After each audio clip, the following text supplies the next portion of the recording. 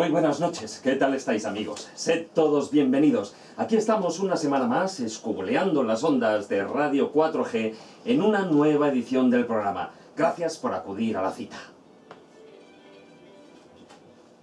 Esta noche vamos a dedicar el programa a una de las grandes ciudades de la historia, a Roma, la ciudad de las 7 colinas, o conocida también, siendo más justos, como la ciudad eterna.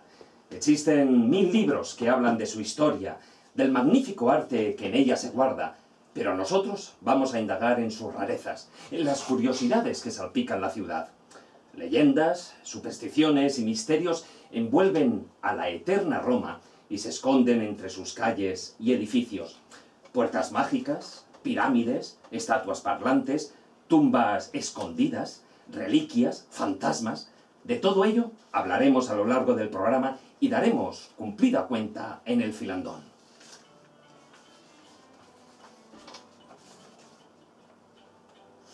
Pero además, con el zurrón del caminante, visitaremos la Basílica de los Cuatro Santos Coronados, una de las más antiguas iglesias romanas que aún se conserva en pie.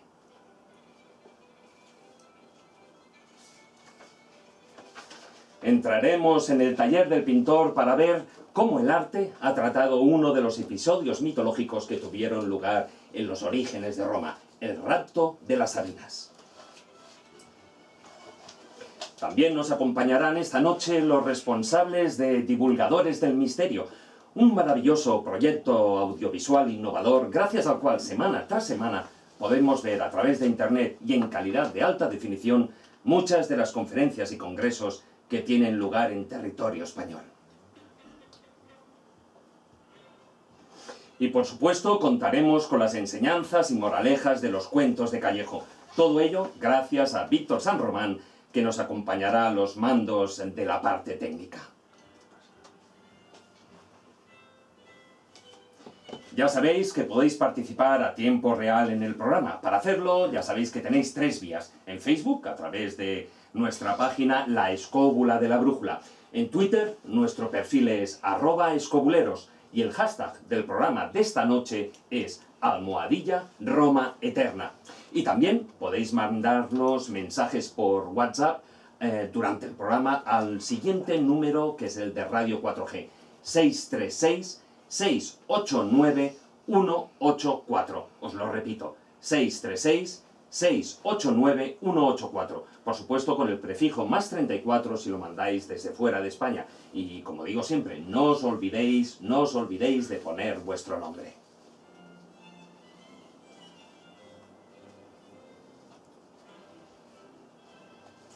Y ya, sin más demora, nos subimos a nuestra particular escóbula voladora para recorrer las calles, palacios, templos, museos y tumbas de la vieja Roma y conocer algunos de sus innumerables misterios.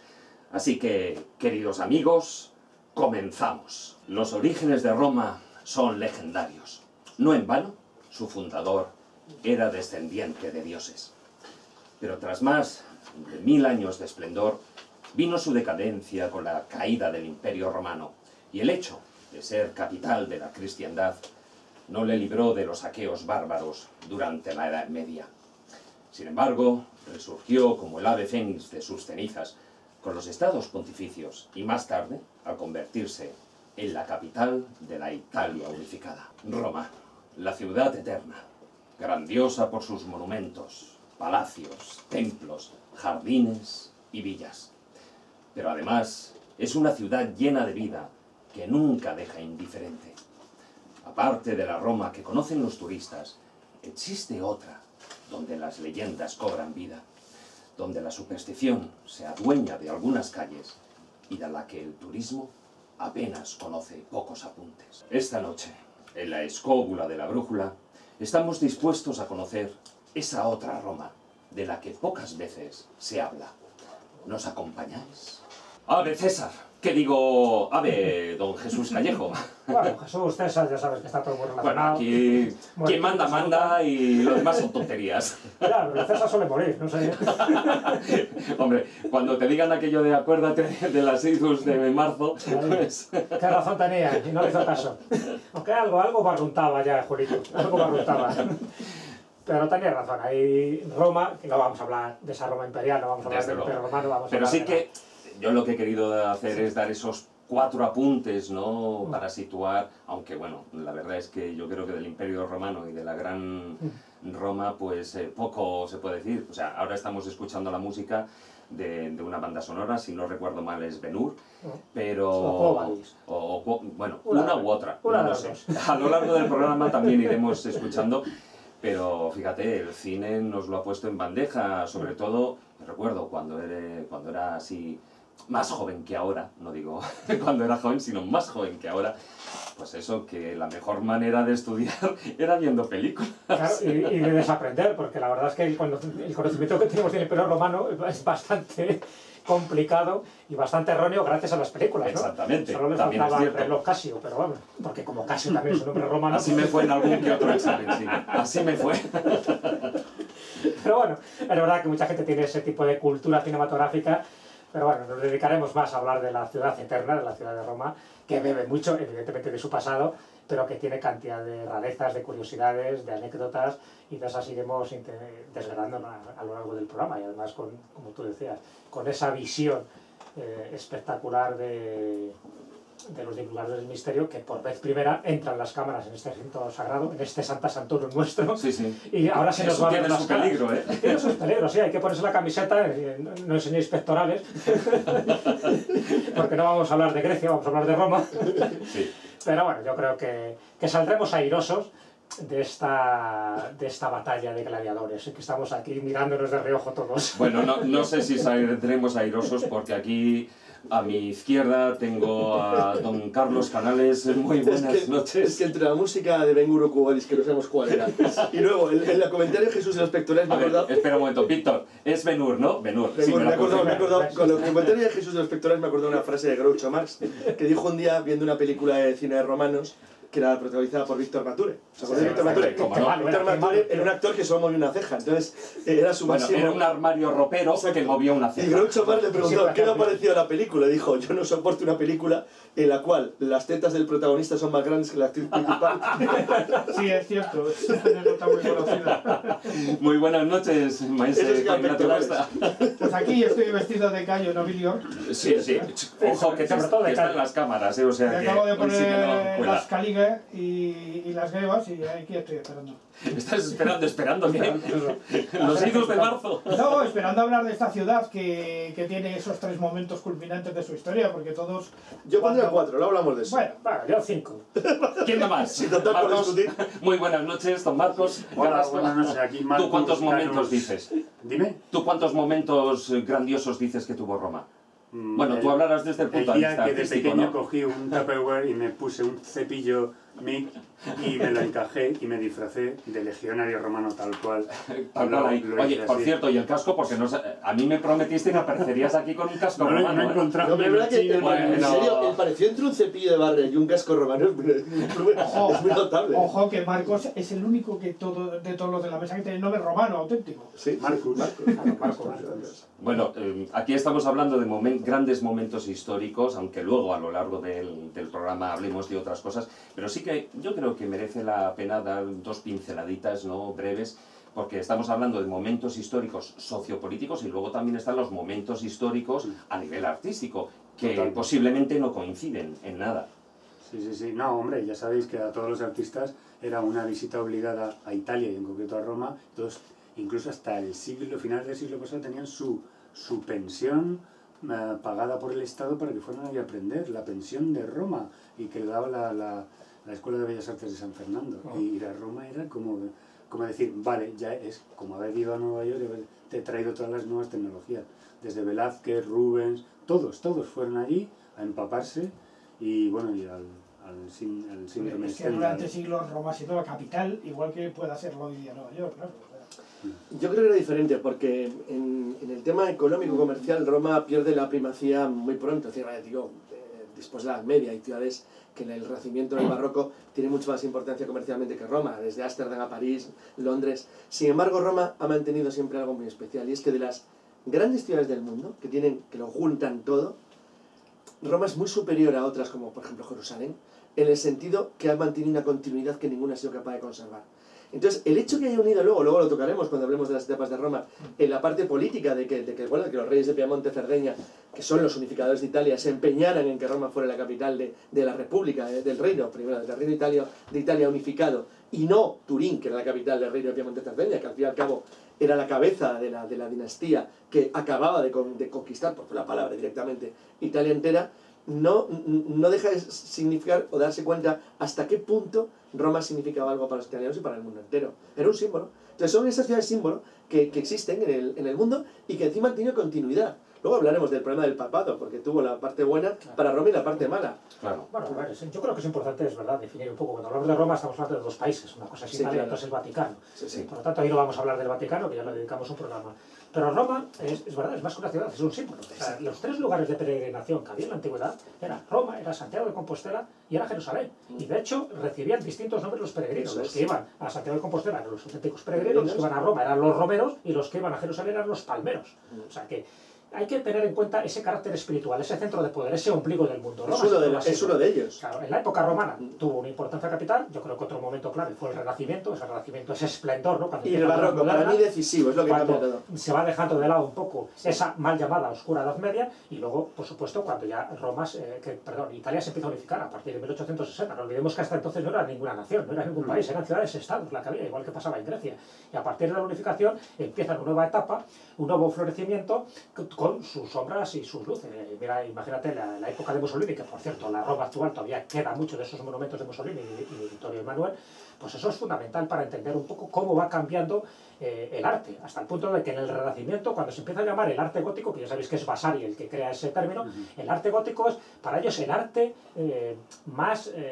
como más grosero, que era el que correspondía a la Edad Media. Y fíjate que luego prosperó ese término, pero para él pensaba que el arte gótico era el arte bárbaro. Sí, pero tú sabes que hay Fulcanelli, por ejemplo, tiene una versión totalmente el argot, distinta de la interpretación del arte gótico como concepto. Pero eso es Fulcanelli, que es en el siglo XX, te estoy hablando de Vasari, que es en el siglo XVI, claro. y ahí el tío cambia totalmente la concepción de lo que se pensaba que era ese arte que para nosotros nos parece genial, pero que en gran parte surge en Italia. Digo en gran parte porque también Francia y España el gótico floreció con una luminosidad increíble. Bueno, pues todo eso hay que entenderlo para ver la Italia del momento y sobre todo para la Roma del momento. De todas maneras, habéis dado algunas pinceladas, sobre todo tú, Carlos, pero ¿creéis que existe alguna ciudad actualmente en el mundo comparable con la misma historia, con la misma trayectoria que Roma? No, para mí no. Puede que lo haya dentro de a lo mejor 500, 1000 años. A lo mejor en Nueva York, dentro de 500 años o 1000 años, se convierte en algo parecido.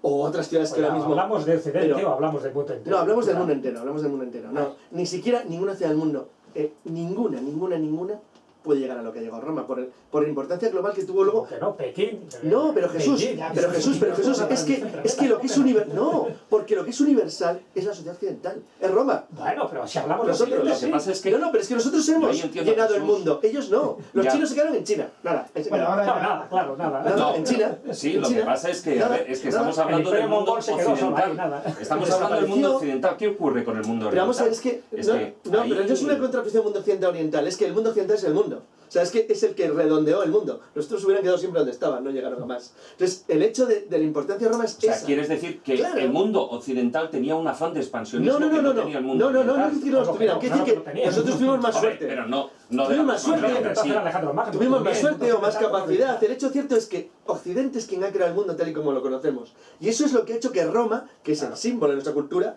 haya tenido la trascendencia que ha tenido frente a otros lugares Pero en que tienen Occidente, igual. Carlos, en Occidente. Pero vamos a ver, en Oriente no se estaban enterando de que Roma existía. De hecho, Claro, acuérdate que el Imperio pero Romano Jesús, se que yo no hablo- fragmentó. que no hablo de la El Roma Imperio Romano de histórica. Oriente y de Occidente. Que ya, y pero- Constantinopla tuvo una Hombre, por importancia supuesto, capital durante pero muchísimos años. sigue siendo herencia de Roma. Es Roma, Moscú, incluso los zares, se siguen atribuyendo ser la tercera Roma. Es decir, es que saben que es la base, Porque que es la raíz de su arriba- historia. La raíz de su Y de ahí historia. el águila y la bicéfala. Claro.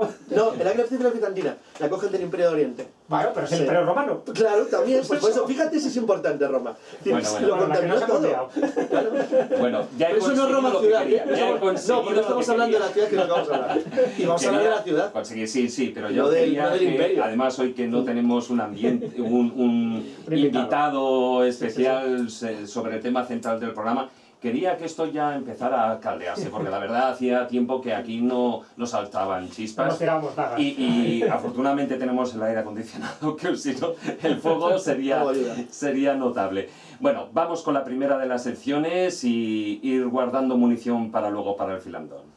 Bueno, y como decía en la introducción, bueno, en el sumario, entramos en el Zorrón del Caminante, nos lo llevamos a cuestas hasta evidentemente, hasta la península romana, hasta la ciudad eterna, hasta Roma, porque allí encontraremos una de las iglesias romanas, bueno, posiblemente de las más antiguas, estaríamos hablando del siglo V o VI, ¿no? Por ahí, una basílica, la Cuatro Santos Coronados. Pues sí, efectivamente este es un lugar poco conocido de Roma, pero sin embargo es un muy lugar... tranquilo, ¿no? Sí, bastante tranquilo. Está en el norte de la colina del Celio y es un lugar poco conocido, poco visitado, porque se encuentra un poquito lejos, digamos, de lo que es el almendra central de la cuestión. Está incluso un poco lejos del Vaticano, aunque tiene una buena visión de la ciudad del Vaticano. Y efectivamente, a pesar de que el basamento es anterior porque realmente está constituida sobre posiblemente la villa romana de una mujer, que tiene títulos a emilianense por la fundadora. De alguna manera, en los siglos de cuarto a quinto, cuando ya empieza el cristianismo a ser la religión oficial del imperio, aparece como una de las primeras basílicas en Roma, que empieza a moverse, digamos, también incluso en el plano artístico, dentro de los movimientos que se hacían entonces. De hecho, tiene... Que nos vas a morir así a este paso. Ay, perdón. Está emocionado. Tiene un claustro y tiene un tipo de decoración que se llama de tipo cosmatesco, que significa lo siguiente: simplemente es que los, digamos, romanos, que les importaba bastante poco su pasado en ese momento, se dedicaron a decorarlo a base de colocar piezas geométricas y tal, hechas con los restos de los mosaicos que iban cogiendo de las villas que se iban destruyendo. Eso es lo que se llama exactamente el estilo cosmatesco. Trabajar con las viejas teselas de los viejos mosaicos. Pero ¿por qué tiene importancia esta iglesia fundamentalmente? Bueno, pues la tiene primero por su origen, que es verdaderamente extraño, porque se dice que los cuatro santos coronados eran 4 soldados anónimos que pertenecían a una legión y que en tiempos de Diocleciano se negaron a hacer sacrificios a Esculapio y entonces, por lo tanto, fueron asesinados. Entonces nadie sabe exactamente cuáles son sus nombres, pero sí que se les asigna posteriormente los de Claudio, Nicóstrato, Simproniano y Castorio. Tenía nombre de santos, ¿no? Sí, bueno, nombre de mártires. Nombres de la época que eran típicos de entonces, que junto a un tal Simplicio eran los que luego se consideraron los 5 canteros mártires de Panonia. Los canteros mártires de Panonia, que cambiaron el nombre por alguna razón y empezaron a ser Segundo, Severiano, Carpóforo y Victorino. Y estos son los 4 santos coronados. ¿Qué importancia tiene aparte de esto? Bueno, de alguna manera este edificio religioso, que incluso hoy día es una hospedería, porque claro, tiene una continuidad en el tiempo verdaderamente asombrosa. No olvidemos que estamos hablando desde el año 400 y pico hasta hoy, en el que ha pasado por él todo tipo de congregación religiosa. Sobre todo, por ejemplo, es una cosa muy curiosa que pasaron los camaldulenses, que es una orden de las religiosas verdaderamente más singulares, porque los camaldulenses son los amigos de los que se llaman los yermos o desiertos. Por ejemplo, en España solamente tenemos algo sobre camaldulenses en La Rioja, donde ahí pasó los últimos días de su vida como monje, digamos, cultivador de un huerto personal, uno de los discípulos de Dalí, por cierto. Es un lugar donde habitualmente se iba a refugiar gente que estaba ya muy rebotada del mundo o que tenían o que el mundo les perseguía por cosas muy graves. La orden de los camaldulenses es una orden verdaderamente extraña, atípica, pero que sigue existiendo y que sigue funcionando. Pero el momento más culminante de esta iglesia es cuando se establece como palacio cardenalicio y entra dentro de ella, digamos, como titular de ese cardenalato de los 4 Santi Coronati, un personaje español muy curioso, que es Alfonso de Borja. Alfonso de Borja, que viene de la corte de Alfonso el Magnánimo, de Alfonso V, que llega allí de alguna manera como uno de los primeros cardenales españoles, que de alguna manera llegan por la influencia del reino de Nápoles, que en ese momento pues... Lo que va a conquistar Alfonso V, pero de todas maneras, efectivamente. fíjate, hubo gente importantísima un poco antes, como Gil Carrillo Albornoz, que era cornoriero del Papa en el siglo XIV, o sea, había gente importante, castellanos y aragoneses ya. Sí, pero el hecho de que Alfonso de Borja llegue aquí es establecer ya una especie de saga familiar. De hecho, cambian el apellido y se pone Borgia. Y esto lo va a llevar luego a su sobrino, Rodrigo Borgia, que sería el Papa Borgia, Alejandro VI, el padre de Lucrecia, una mujer junto a su madre Vanosa de Catanei, muy asociadas al mundo romano. De hecho, pues era una especie de cortesana romana. Y desde aquí, el cardenal Alfonso de Borgia, que sería Calixto III posteriormente, controlaría perfectamente todos los movimientos, en una parte alejada del Vaticano, pero realmente controlaría todo el tema del colegio cardinalicio. De hecho, de alguna manera, el hecho de haber estado en los 4 santos coronados, la familia, y de haberlo dominado, sirvió mucho pues, para la compra luego posterior de cardenales en el momento, porque el cardenal titular en el momento era Luis de Borgia, que por cierto no asistió a la coronación de Alejandro VI. Además se encuentra cerca del Coliseo, por cierto, desde donde se ve pues, prácticamente todo el mundo clásico romano, el Coliseo, el Foro, todos estos sitios, pero sobre todo quizá una de las iglesias más misteriosas de Roma, de la que creo que debemos hablar luego, creo que trataremos más de ella, que es Santo Stefano Rotondo, donde nos vamos a encontrar un concepto nuevo que luego aparecería en el gótico, como habíamos estado adelantando antes, que es el tema de los deambulatorios. El concepto de deambulatorio que llevaría de alguna manera a lo que es la girola de los templos góticos posteriormente. Este templo, que es parecido o remera de alguna manera al Santo Sepulcro, se dice que era un mitreo, realmente estaba dedicado al dios Mitra.